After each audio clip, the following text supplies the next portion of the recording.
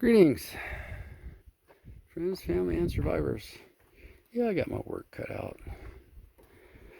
So through a temporary bypass on the glow plug relay,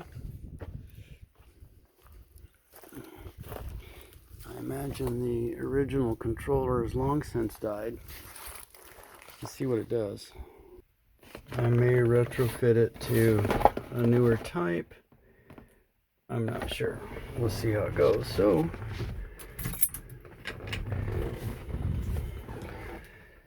do the countdown. 1, 2, 3, 4, 5, 6, 7.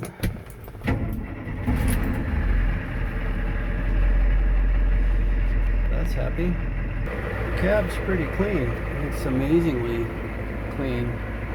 Probably ought to throw something in here to keep the dash from taking any more abuse. Looks like the oil pressure is coming up.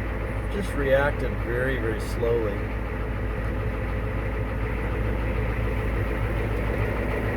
Probably needs a new sending unit. It's charging.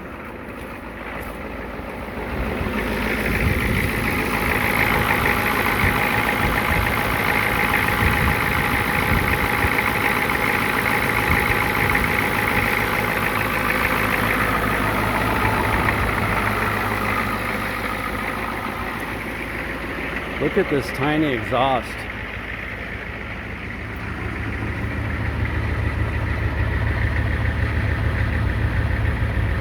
Smells clean, no smoke. One thing about it, when my son went and checked it out, that's the only boo-boo.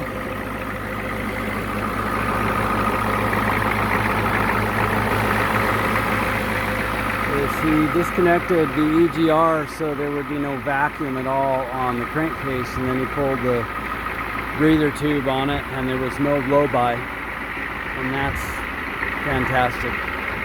And I don't smell any blow-by, so happy day. Happy day. Seems to run good. There's no clutch in it. It won't roll 2 feet. But it had a PTO driven winch up here.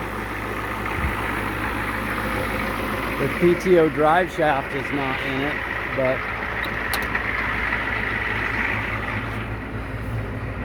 it's set up for it.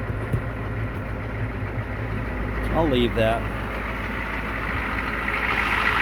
So it's got a new process transmission, which is another happy thing. We know how to rebuild those.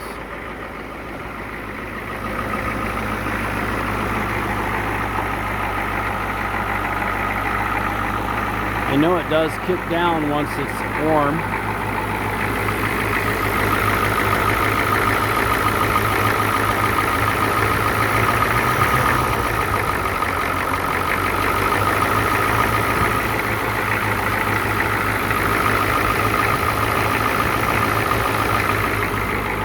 Still on the fast idle cam. So that part works. The undercarriage is good. Frame is not bent.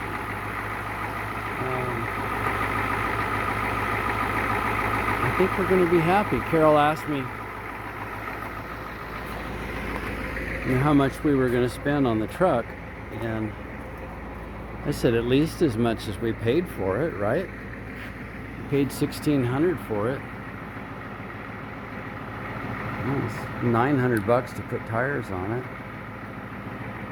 So I'm going to put swing pedal bushings in it, new power brake unit, master cylinder. It's got a new clutch, master and slave, but I'll put new wheel cylinders on it and calipers, because you know it's old truck. What was this one, an 82, 83? It's a lot of years, so you might as well put new brakes on it, new hydraulic lines, all of that. I think the cab is so nice, it's really worth doing. What do you think?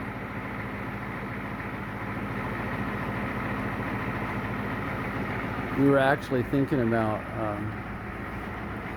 the area where we're moving to. It's just dry and it's rarely hot, so we don't really need air conditioning and all of that stuff.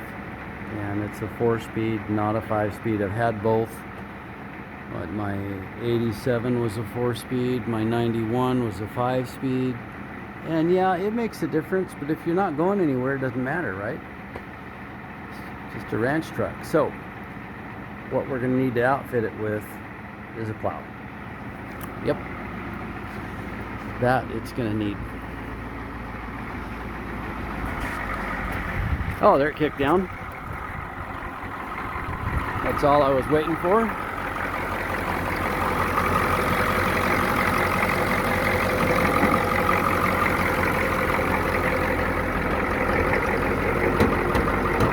And the other thing is a friend of mine gave me a Sidewinder Banks Turbo, which you don't want to put on 2nd generation, but they're fine on 1st generation.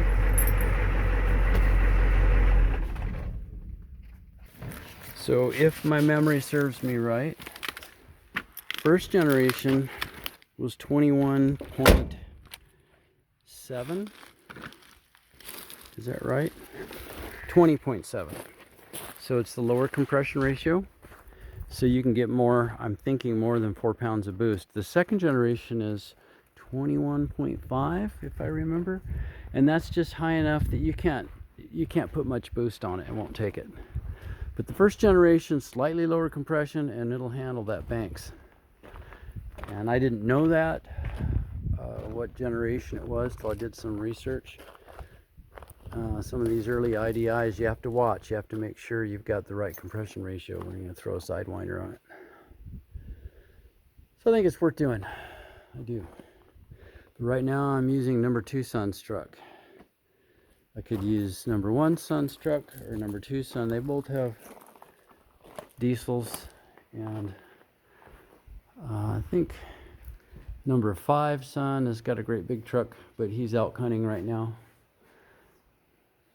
In fact, so is number 2 Sun. He's elk hunting and he's using his wife's truck to go. So I gave them the Jeep so we could take their truck. Yeah, it's that time of year. Time to fill the freezers. And up there on the other side, just before I left, elk walked right through my yard. And that's pretty cool. That is pretty cool.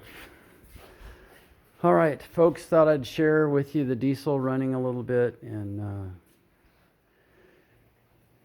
see what you think about putting a turbo on it and what your experiences are and that sort of thing.